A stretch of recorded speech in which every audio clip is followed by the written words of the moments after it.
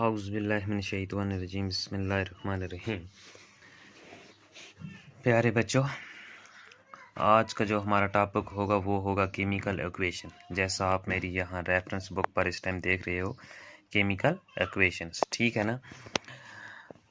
तो जो हमने पहले आज तक पढ़ा केमिकल रिएक्शंस के बारे में पढ़ा था, 2-4 दिन पहले हमने पढ़ा था केमिकल रिएक्शंस के बारे में। उसके बाद फिर मैंने बायोलॉजी से कुछ लेसन आपको पढ़ाए थे, लेकिन आज का जो हमारा लेसन होगा वो होगा केमिस्ट्री से दोबारा केमिकल इक्वेशन के बारे में। तो प्यारे बच्चों, आप रेफरेंस को देखना, जहाँ से आपको प्रॉब्लम होगी वो भी सॉल्व हो जाएगी और आप मतलब समझ पाओगे। यानी the method of representing a chemical reaction. Chemical reaction मैंने पहले ही पढ़ाया था ना आपको, केमिकल रिएक्शन क्या हुई क्या नहीं। अगर उसमें जाऊँगा तो वीडियो अपलोड होने में प्रॉब्लम हो जाएगी, लेसन हमारा जो टॉपिक होगा वो लंबा हो जाएगा। मैं डायरेक्ट इक्वेशन ही समझाऊंगा आपको। The method of representing a chemical reactions with the help of a symbol. जब हम किसी भी केमिकल रिएक्शन को सिंबल के साथ उसको क्या कहते हैं, दिखाते हैं, एंड फार्मूली और फार्मूला उसके साथ लगाते हैं ऑफ द सबस्टेंस, उस सबस्टेंस का, उस चीज़ का, इन्वॉल्वड इन इट, जो उसमें इन्वॉल्व होते हैं उस रिएक्शन में, it is known as chemical equation. तो इसी को हम केमिकल इक्वेशन कहते हैं। Let us take one example to understand the meaning of a chemical equation clearly. यानी रेफरेंस बुक वाला बुक पे ये जो है, ये यहाँ पर हमें एक एग्जांपल दिखा रहा है। Let us take one example to understand. तो चलो हम एक एग्जांपल लेते हैं इसको अच्छी तरह समझने के लिए। आप एग्जाम में लेट अस लिखना या आप ना लिखना वो आपकी मर्जी, आप सीधा एग्जांपल दे सकते हो। फॉर एग्जांपल लिख के उस नीचे एग्जांपल लिख सकते हो, ठीक है ना। Zinc metal reacts with dilute sulphuric acid to form zinc sulphate. क्या कहता है, जब हम जिंक मेटल को रिएक्ट करते हैं ना, किसके साथ, डाइल्यूट सल्फ्यूरिक एसिड के साथ, तो हमें क्या मिलता है, जिंक सल्फेट मिलता है एंड हाइड्रोजन गैस मिलती है, ठीक है ना। तो वो जो रिएक्शन होती है, this reaction can be written in words as, word में हम इस तरह लिखेंगे, जिंक प्लस सल्फ्यूरिक एसिड। इन दोनों को आपस में क्या किया, रिएक्ट किया, और हमें मिला क्या, जिंक सल्फेट मिला और हाइड्रोजन मिल गया। जिंक सल्फेट और सल्फेट और हाइड्रोजन मिला। तो this is known as a word equation. इसको तो हम वर्ड इक्वेशन कहते हैं, जो इस तरह लिखा जाता है ना, ठीक है ना। We can change it into chemical equation by writing the symbol and formula of the various substances in place of their names। तो हम, ये था वर्ड इक्वेशन। अब इसकी जगह हम इनको क्या, ये किस सिंबल और उसका जो फार्मूला होगा उस वो लिखेंगे। जैसे मिसाल के तौर पर सिंबल ऑफ जिंक जो होती है, पहले ही हमें मालूम है, मैंने आपको पढ़ाया भी है, Zn होता है ना, जिंक। और सल्फ्यूरिक एसिड का क्या होता है, H2SO4, ये भी पढ़ाया है मैंने। Formula of zinc sulphate is ZnSO4। Zinc sulphate का क्या है, ZnSO4। और हाइड्रोजन का क्या होता है, H2O। ये फार्मूला है ना।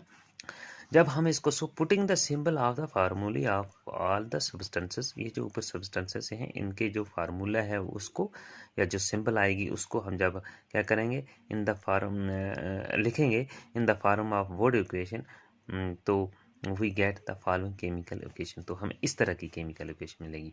Zn है ना, क्या हो गया, Zn जिंक प्लस H2SO4 क्या हो जाएगा, सल्फेट है ना, जिंक सल्फेट, सल्फ्यूरिक एसिड है ना, H2SO4 हो गया सल्फ्यूरिक एसिड। इन दोनों को हमने आपस में क्या किया, रिएक्ट किया, मिलाया, रिएक्टेंट्स है ना, ये नीचे रिएक्टेंट्स। तो प्रोसेस हुई है ना, हमें क्या मिला, गीजास ZnSO4 जिंक सल्फेट प्लस हमें क्या मिला, हाइड्रोजन गैस, ठीक है ना, हाइड्रोजन। ये हो गया प्रोडक्ट हमारे पास।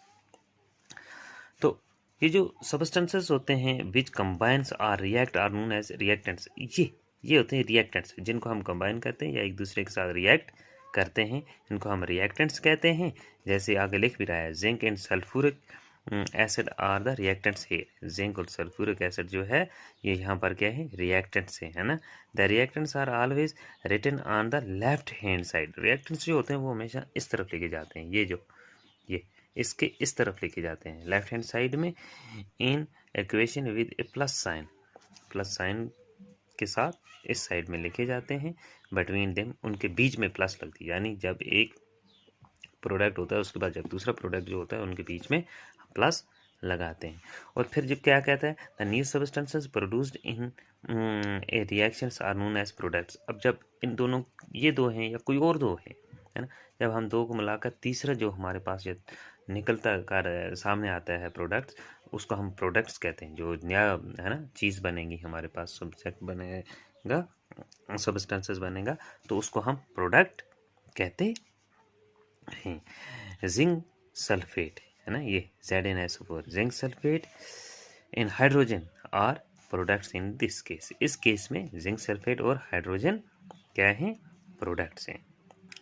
The product are always written on the right hand side. जो प्रोडक्ट होते हैं वो हमेशा राइट हैंड साइड में इस तरफ लिखे जाते हैं in an equation with a sign plus between them. उनके बीच में भी एक प्लस का साइन लगता है।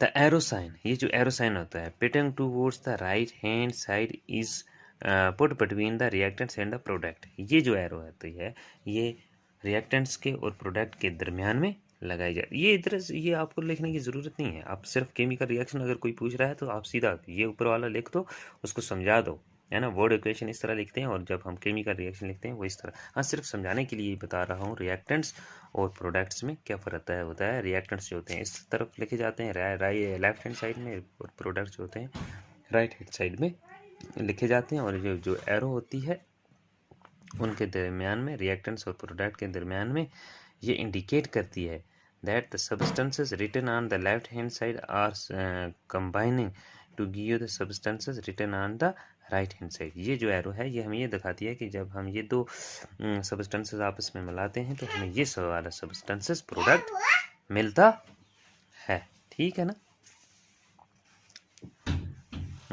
It should be clear by now that a chemical equation